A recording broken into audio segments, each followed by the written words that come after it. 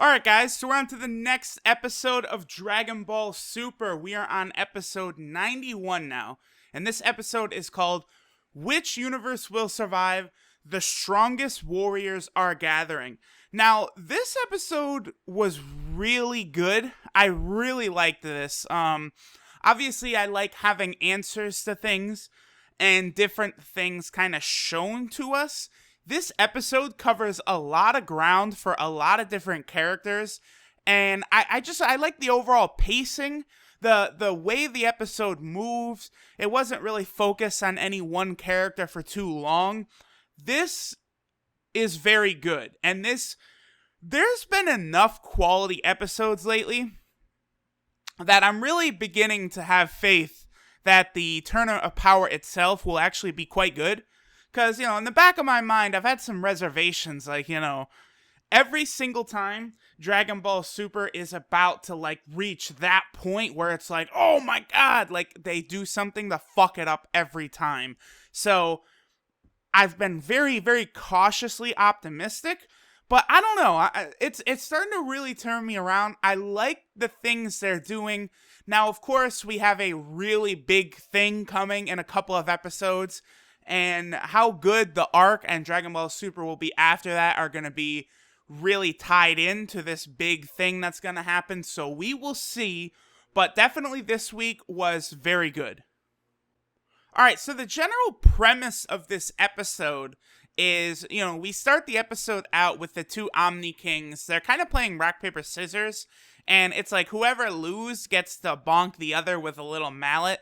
It's like an interesting, cute little game. And I guess it really does show how childlike both of the Omni Kings Zeno-samas are. And they kind of call in the Grand Priest because they say that they're bored.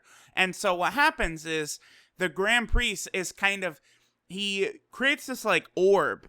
And he shows the two Zeno-samas different things, different warriors that are, in the different universes. And that's kind of like how this episode moves. It moves pretty quickly. Like at the start, the Grand Priest tells the Zeno-samas about how Goku has finished assembling the team for Universe 7. And then the camera kind of zooms down in on Earth, and we can see Goku, Gohan, the Supreme Kai are all there, and they're kind of discussing the assembled team. Now, a couple interesting things happen here that I do want to talk about. First off, it's revealed that Vegeta actually went back into the Room of Spirit and Time to do some training. Now, judging by the way characters get rusty, how quickly they get rusty in Dragon Ball Super and completely lose power, look at what happened to Gohan.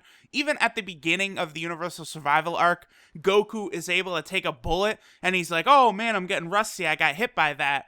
And it can't be very long after the completion of the Goku Black Future Trunks arc. So characters appear to get rusty rather quickly in Dragon Ball Super. So I kind of deduced that Vegeta needed to catch up on training since he spent so long looking after Bulma and Brawl while Bulma was pregnant. So that's where Vegeta is off. Goku's a little disappointed that Vegeta went alone. But, Whis kind of mentions, this is what you should be expecting since you were training, fighting in the Zen exhibition match, doing all this shit while Vegeta was just sitting here, by himself. Now, it's funny because the scene actually cuts over to Kami's Lookout, and we see Mr. Popo tells Vegeta, hey, motherfucker, if you break the room again after I just finished reconstructing it, you're banned. And the camera kind of does a zoom in on Popo's face, covering the whole screen. And it's is there a chance that Toei Animation is aware of Team 4-Star?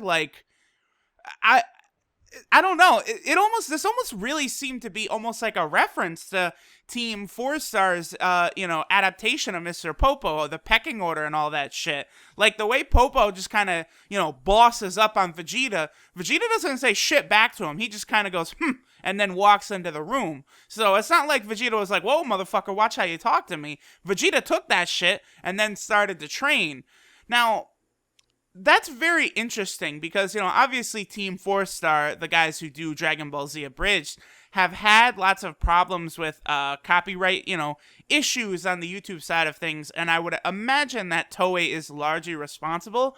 But I would like to point out that I think a lot of the people for, corporations like that, like they kind of flag stuff or copyright stuff, and I think they're almost rather ignorant to what exactly it is they're doing. I think a lot of these big companies aren't exactly as nefarious as some people think. But I do know that Toei is kind of infamous for being kind of dickheads. But I don't know. We'll see. Either way, this was interesting that they gave Popo this scene. Because there's no way that they could be aware of Team 4-Star, right? I don't know. Well, at least, if they are aware of Team 4-Star, I doubt they would look at them in a positive light. Just an interesting little thing I saw here. Now, what follows next, I actually find very, very interesting. So, Goku is disappointed that he's not going to be able to train with Vegeta, and Old Kai actually offers to use the ritual to unlock Goku's dormant power for him. Goku is incredibly excited at the prospect of this, but Kaioshin, tells him, like, well, that process takes like 25 plus hours. We don't have that long until the tournament, so Goku ends up going to train with Whis. Now, what I find interesting about this, I'm not making a big fuss out of this, but Goku really hated how he obtained the power of Super Saiyan God, if you guys remember. He just was really not pleased with how he had to do that to fight Beerus. And now, this is a kind of similar method, I would think, because it revolves like someone else actually drawing Goku's power out. Now, I guess maybe this is different because the Super Saiyan God ritual, that was a bunch of Saiyans like pooling this power into, the Saiyan who will become the Super Saiyan God. And then, like, is that really their power? It's almost like the power is being pulled into them. But the Old Kai ritual, that's drawing out your power. So, I do see how it's different, but it is interesting to contrast Goku at the start of Dragon Ball Super and where he is now. I'm not so sure how different the Super Saiyan God ritual and the Old Kai, method are, but I guess because the Old Kai method brings up your power, I could see how Goku maybe wouldn't be that upset about that. But, just something I noticed. The next universe we see is actually Universe 9, and we see the Trio of Danger along with the God of Destruction, Sidra, and his attendant. And there's some people seemingly destroying a city, and it's kind of revealed that they went nuts because they found out about the erasure of the universes. And Sidra actually uses the Hakai move to completely eradicate these thugs who are kind of like raiding this city. And it's interesting because there's been a lot of debate on that Hakai move that we saw Beerus use to kill Zamasu, and now we see Sidra use it as well. So it does appear as though that's not an ability exclusive to Beerus himself, but that's an ability that Gods of Destruction can use. Because since we saw two of them do it, I think it's a very safe assumption that all of the Gods of Destruction can do it. That, I think, was one of the most interesting things about this episode.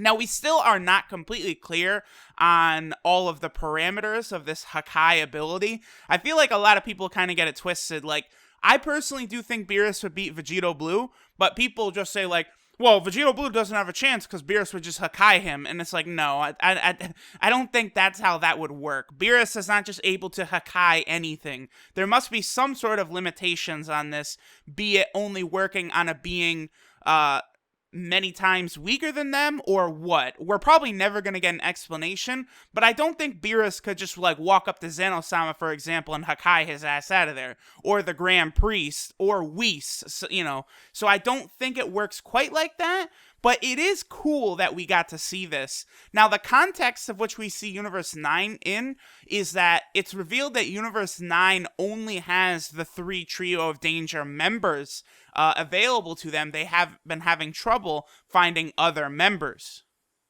Now, the next scene we see is Hit approaching Frost.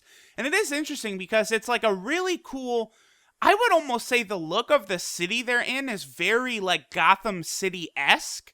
Like this is almost like the Gotham City you would see from Batman Begins. Or I saw someone else, I think it was Geekdom, mentioned that he, kind of like a Blade Runner-ish feel to the city. And I totally can see that.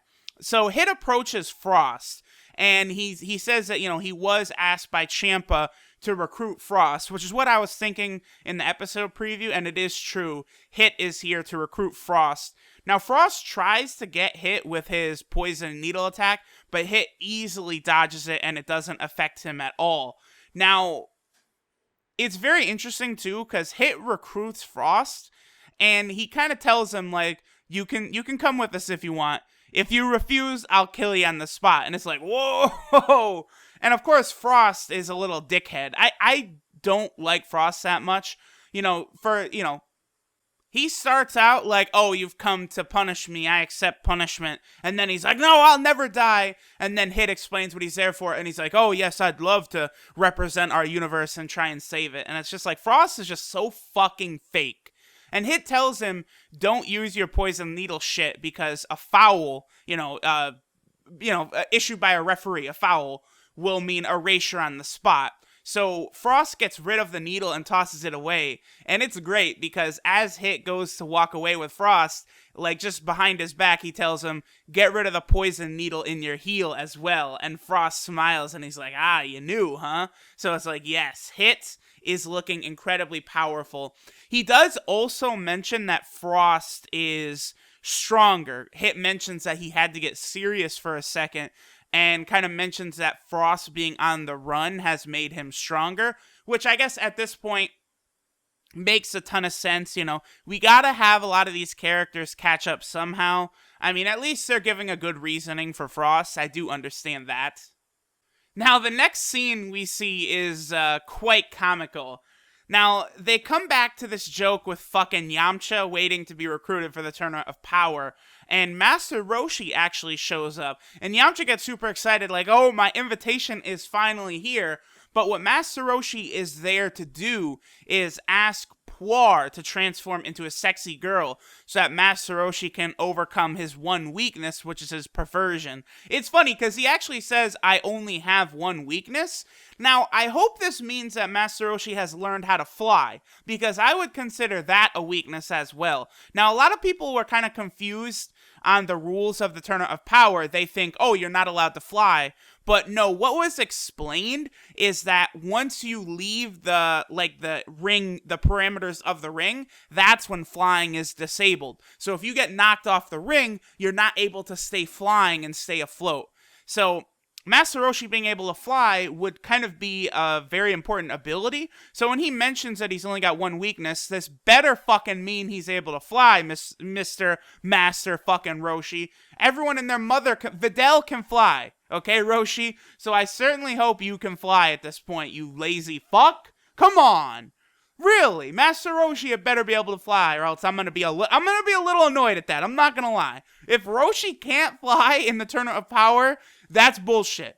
Because, I get the feeling Roshi is gonna be ridiculously strong, and if he's still not able to fly, oh boy.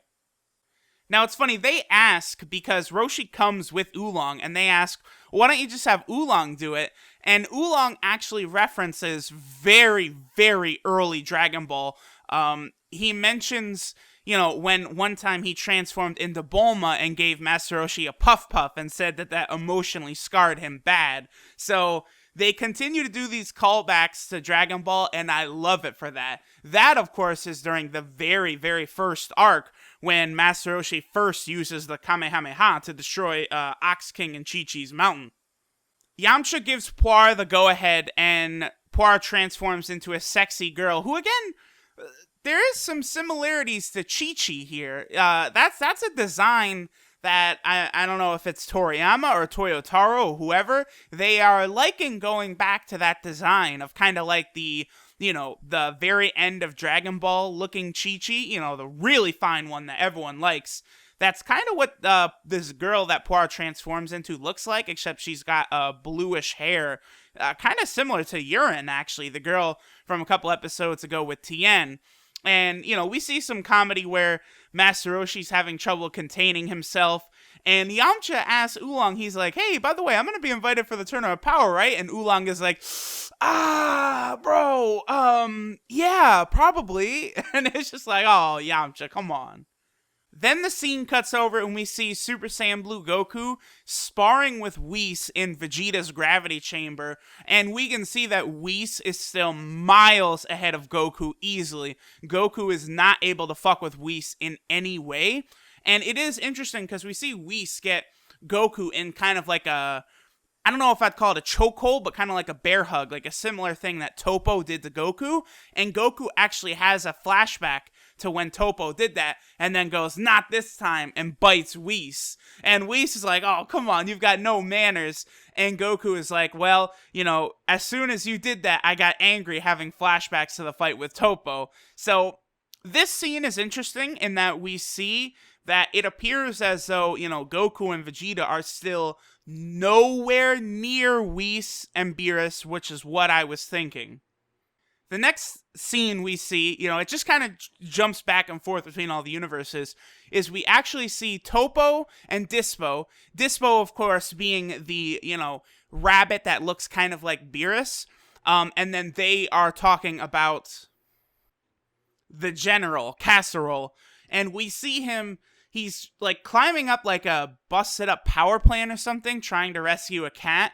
And it is cool because they show us that, the Pride Troopers, they're not just out there flexing their muscles, fighting supervillains, but they're actually like legit, like super good guys. This dude is really trying to help out a cat on a power plant. I like this scene a lot. And we actually see Zeno-sama and the Grand Priest kind of talking about it where, he praises the Pride Troopers a little bit. Now, the next character and universe we see is actually Universe 2. We see a character called Ribrion. Now, this is really interesting. The first thing I gotta mention is this is another girl. So I do like what they're doing with Dragon Ball Super right now, where they are bringing in a lot of strong female characters, which is a cool thing. Because, listen, fellas, I'll tell you, there are some women out there who are just benching. They are just bumping 300 pounds off their chest, boom, boom, boom, who would beat the hell out of you. So I do like that in Dragon Ball Super now, we are getting a bunch of tough female characters coming, because we already know about the Universe 6 female Saiyans as well. But what's really interesting about this character is, she's like a good-looking girl, and she actually transforms into Ribriane, which is the Teletubby-looking motherfucker that Vegeta is fighting in the intro. So clearly this character is going to be incredibly powerful. And she does a transformation from her just normal girl look into this Teletubby, monster-looking thing. And it's like a magical girl transformation a la Sailor Moon or some shit like that. So I thought that was really interesting, but I am really not a fan of the design, like the Teletubby-looking character. I am really, really not a fan of that design, but I will say it does feel very, very Toriyama-esque. Absolutely. All right, the next scene, this is something that everyone is talking about. This was pretty fucking funny. We see Universe 10, we see, the attendant for the God of Destruction, and then we see Gowasu. And all of the Universe 10 warriors, we only still see that one guy, and all the rest are cloaked, which I do like. The Grand Priest actually gives praise to Universe 10 for having found all of their warriors. And all of they're doing like a dance. And we see Gowasu's filming it with a camera. And he says, all the representatives of our universe doing a dance. This should get tons of views. All right, pause right there. Pause. Okay, so here's the thing with Gowasu. If you guys remember, Gowasu was the first character to have mentioned GodTube. Now, GodTube in the Dragon Ball Super manga is 100 times more important, because in God, that's the only way Zamasu even knew about Goku, like really like studying him, was from GodTube. He heard about Goku from Kaioshin and Kibito and then looked Goku up on GodTube, but never actually met Goku before switching bodies with him. But in the anime, we just see Zamasu learns more about like the Super Dragon Balls and the tournament between Universe 6 vs 7 from GodTube, and Goasu's talking about it. Now, the other funny thing I have to mention here is there was a meme going around. Remember when Goku and Vegeta were, went back to the future the last time and they were fighting Goku Black and Zamasu, and Goasu and Kaioshin showed up? And there was a meme that came out. Someone made it like that day the episode came out. And it was like SMH, Goasu is only there to record the fight and put it on to GodTube. You're not slick, Goasu. And we all thought it was hilarious. Oh, what a funny meme. Now, Toei has made that shit legit. Because Goasu, not only is he talking about getting a ton of views, but the camera is on him. He looks like he's a fucking creeper, man. This dude is desperate. He is going to put the most clickbait title, clickbait thumbnail he can find. Goasu, you're not slick, brother. I love Goasu, but Goasu, you are not slick, my man. You are not. Alright, so then the very last thing of the episode is we see Gohan and Kaioshin are trying to develop strategies for the tournament. And Gohan suggests that they all try and stay in the center of the ring because, how you lose is being, knocked out of bounds, wrung out. And the Kaioshin kind of mentions that, well, everyone will be thinking the same thing, so that will make the middle of the ring a highly contested area. Now, at this point, Bulma gets a call from Mr. Satan, and this is the first time Bulma is hearing about the Tournament of Power, I believe, because she's kind of like, oh yes, Sun-kun does love to fight and stuff, but Mr. Satan tells her that Majin Buu will not wake up, he's sleeping, and he won't wake up for 2 months. So Bulma comes out and starts talking to them about it, and Goku is like, okay, this is bad, I'm gonna go see Buu right now. And Gohan, is like, please make sure you do that. And I do like the attention to detail right here.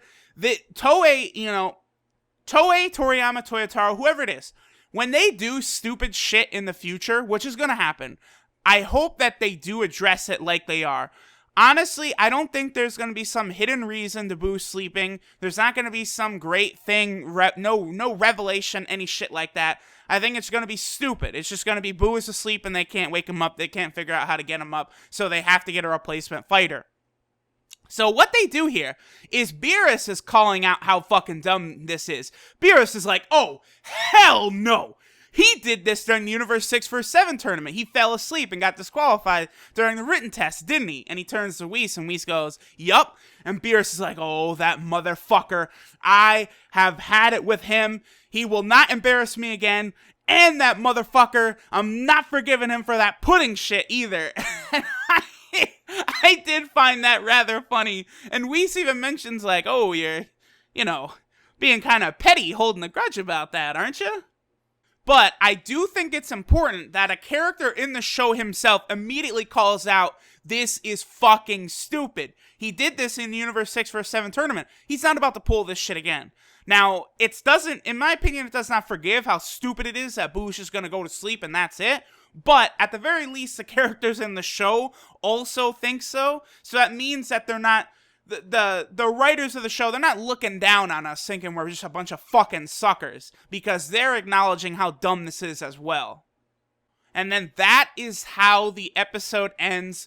Goku racing off to Majin Buu's to go try and see what is up. And of course, we know exactly where this has taken us. If you followed with any of the Dragon Ball Super spoilers lately, then you know what's coming up.